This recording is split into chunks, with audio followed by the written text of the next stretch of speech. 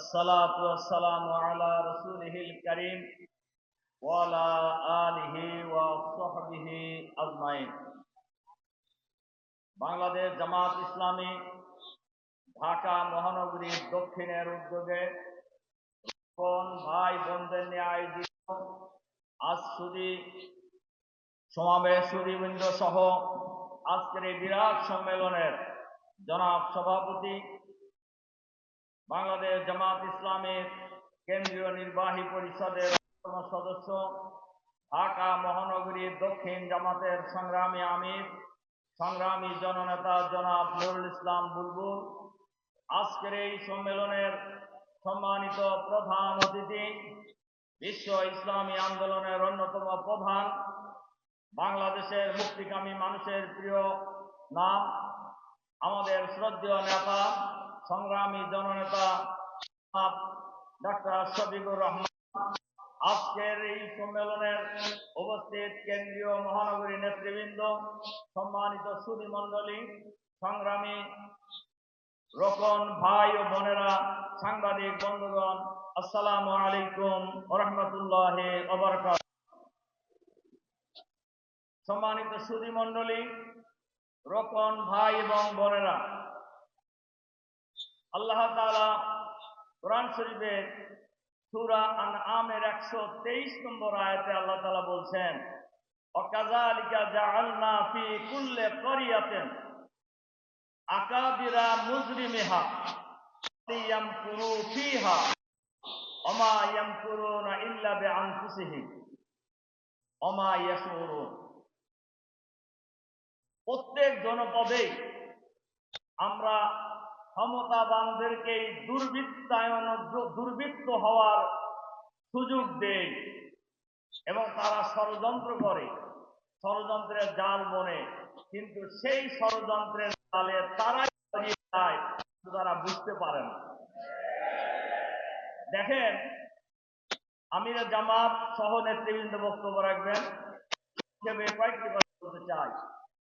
এই বাংলাদেশকে নিয়ে অনেক ষড়যন্ত্র করা হয়েছে, জামাত ইসলামীকে নিয়ে ষড়যন্ত্র করা হয়েছে, শিবিরকে নিয়ে ষড়যন্ত্র করা হয়েছে, এবং এই ষড়যন্ত্রেরই অংশ হলো জামাতের আমির শহীদ আমিরে জামাত মাওলানা মতিউর রহমান নিজামী সহ নেতৃবৃন্দকে ফাঁসি ঝুলিয়ে অন্যায়ভাবে হত্যা করা হয়েছে।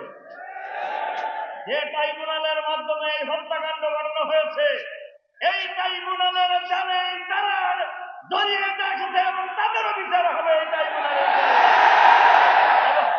তাদের বিচার ঠেকানোর কেউ থাকবে না।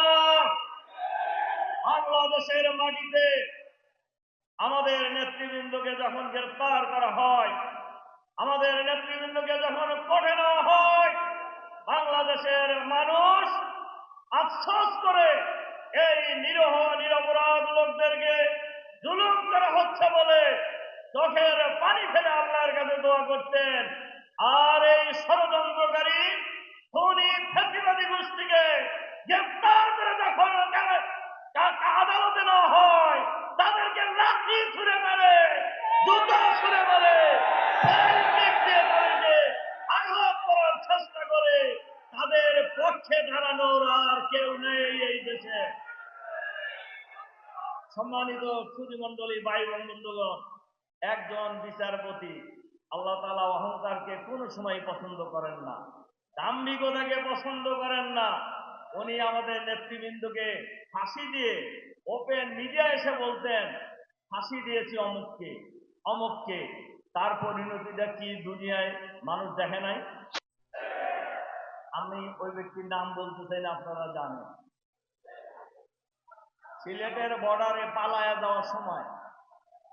যাওয়ার সময় জঙ্গলের মধ্যে কলার পাতা গায়ে দিয়ে শুয়েছিল আর কি।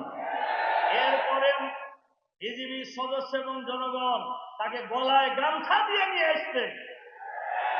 কেন একজন অ্যাপিলিয়েট ডিভিশনের বিচারপতিকে পালায়া যেতে হবে দেশ থেকে?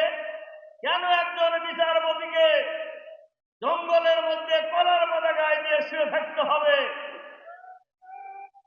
এটার মূল কারণ হলো এরা বিচারপতির নামে ছিল কলঙ্ক।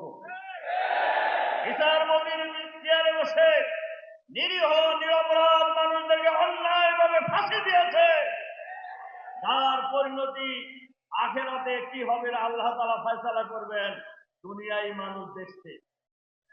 রাসূল সাল্লাল্লাহু আলাইহি সাল্লাম বলছেন, তোমরা জুলুম থেকে বিরত থাকো, কেননা জুলুম কিয়ামতের দিন অন্ধকার হয়ে যাবে।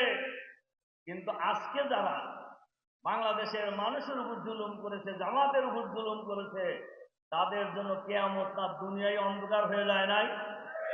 তারা কি কেউ সূর্যের আলো দেখে? সূর্যের আলো দেখে না, তাহলে দুনিয়ায়ও অপরাধীরা কেউ রেহাই পাবে না। এজন্য জামাত ইসলামী বাংলাদেশের এই সবল ভূখণ্ডে আল্লাহর দিনকে বিজয়ী করতে চায়। কেন দিনকে বিজয়ী করতে চায়? লিইয়ুযহিরাহু আলাদ দীনি কুল্লিহি। আল্লাহ তাআলা এই পৃথিবীতে যত নবী রাসূল পাঠিয়েছেন, সকলেরই উদ্দেশ্য ছিল সকল দিনের উপর ইসলামকে বিজয়ী করা। সুতরাং দিনকে বিজয়ী করার এই সংগ্রাম করা, এটা কি কোনো মানুষের জন্য অপরাধ হতে পারে? আর জামাত যে আদর্শকে বিজয়ী করতে চায়, সেই আদর্শের নাম হলো ইসলাম। ইসলাম প্রতিষ্ঠিত হলে সন্ত্রাস থাকবে না, সমাজে দুর্নীতি থাকবে না, চাঁদাবাজি থাকবে না, টেন্ডারবাজি থাকবে না, দখলবাজি বাংলাদেশে থাকবে না। যেটা বাংলাদেশের মানুষ চায়। কি বলেন, চাই কিনা বাংলাদেশের মানুষ? জামাত এ ধরনের একটি সমাজ ব্যবস্থা এই জাতিকে উপহার দিতে চায়। জামাত ছাড়া আর কেউ পারবে না। যারা ক্ষমতায় ছিলেন এবং আবারও ক্ষমতায় আমরা যারা যেতে চাই, বলেন তো দেখি, সন্ত্রাস মুক্ত সমাজ, দুর্নীতি মুক্ত সমাজ, চাঁদাবাজ মুক্ত সমাজ, দখলবাজ মুক্ত সমাজ, এই সমাজের ঘোষণা জামাত ছাড়া বলার সাহস কয়টা দলের আছে? বলেন আছে কিনা? নাই। সুতরাং আমরা এমন একটা সমাজ গড়ে তুলতে চাই, বাংলাদেশকে একটি সুন্দর, সুখী, সমৃদ্ধশালী, আধুনিক বাংলাদেশ হিসেবে আমরা গড়ে তুলতে চাই। এই সমাজ ব্যবস্থা কায়েম করার জন্য দীর্ঘদিন জামাতকে কথা বলতে দেওয়া হয় নাই। আল্লাহ তাআলা মেহেরবানি করে আমাদেরকে কথা বলার সুযোগ করে দিয়েছেন। আপনারা দেখেছেন, জামাতের আমির সহ জামাতের নেতৃবৃন্দ বাংলাদেশে যেখানেই যাচ্ছে মানুষের ঢল নামছে। এর কারণ মানুষ বলা শুরু করেছে, সব দেখা শেষ, এবার আমরা ইসলামী দলকে দেন। এজন্য বাংলাদেশের ইসলামী শক্তিসমূহ যদি ঐক্যবদ্ধ হয়, তাহলে এই আন্দোলনের বিজয় কেউ ঠেকাতে পারবে না, ইনশাআল্লাহ। তবে আমরা এই অন্তর্বর্তীকালীন সরকারের কাছে আহ্বান জানাতে চাই, এই বিপ্লবকে, এই পরিবর্তনকে ব্যর্থ করে দেওয়ার জন্য যারা ষড়যন্ত্র করছে, এরা সরকারের বিভিন্ন জায়গায় লুকিয়ে আছে। সরকারের দায়িত্ব হলো এদেরকে বের করে অবসান করে বিচারের আওতায় নিয়ে এসে দীর্ঘদিন বঞ্চিত যোগ্য সৎ অফিসারদেরকে অবশ্যই গুরুত্বপূর্ণ জায়গায় বসাতে হবে। তাহলেই এই আন্দোলন পরিবর্তন সফল হবে। নইলে এই আন্দোলনকে ব্যর্থ করে দেওয়ার জন্য যারা উকি মারছেন, একজন পাশের সীমানা থেকে বলছেন যে তোমরা যদি চাও ডাক দিলে আমি ঢুকে বলবো। আমি তাদেরকে বলতে চাই, আপনি যেহেতু সব ক্ষমতা থাকতে পালায় গেছেন, আপনি নিজেও জানেন যে আপনি ঢুকতে পারবেন না, তাহলে বলেন কেন? এই যে ঘুমায় গেছে, শুয়ে পড়ছে লোকেরা, এদেরকে একটু উজ্জীবিত করার জন্য। আমরা তাদেরকে বলতে চাই, যারা ওনার ঘোষণায় সীমান্তের ওপার থেকে বলে আপনারা একটু যদি মারার চেষ্টা করছেন দেশের ভিতর থেকে, আপনারা সাবধান হয়ে যান, যেই নড়াচড়া করবেন সেই বিপদে পড়বেন। কারণ এই পালিয়ে যাওয়া নেত্রী আর নরমালি আসতে পারবে না, আসতে পারবে গ্রেপ্তারি পরোয়ানা জারি হয়েছে তার বিরুদ্ধে। আমরা সরকারের কাছে আহ্বান জানাবো, তাকে গ্রেপ্তার করে নিয়ে আসুন দেশে, বিচার করতে হবে। সুতরাং আসুন, আমরা এই পরিবর্তনকে সফল করার জন্য আগামী দিনে বাংলাদেশকে একটি সন্ত্রাস মুক্ত, দুর্নীতি মুক্ত, চাঁদাবাজ মুক্ত, ইসলামের আধুনিক কল্যাণ রাষ্ট্র হিসেবে গড়ে তোলার লড়াইয়ে দল মত নির্বিশেষে, জাতি ধর্ম বর্ণ নির্বিশেষে ঐক্যবদ্ধভাবে এগিয়ে যায়, এই আহ্বান জানিয়ে আজকের এই সম্মেলনে মুসলিমের সার্বিক সফলতা কামনা করে আমার বক্তব্য এখানে শেষ করছি। আল্লাহ হাফেজ। বাংলাদেশ জিন্দাবাদ।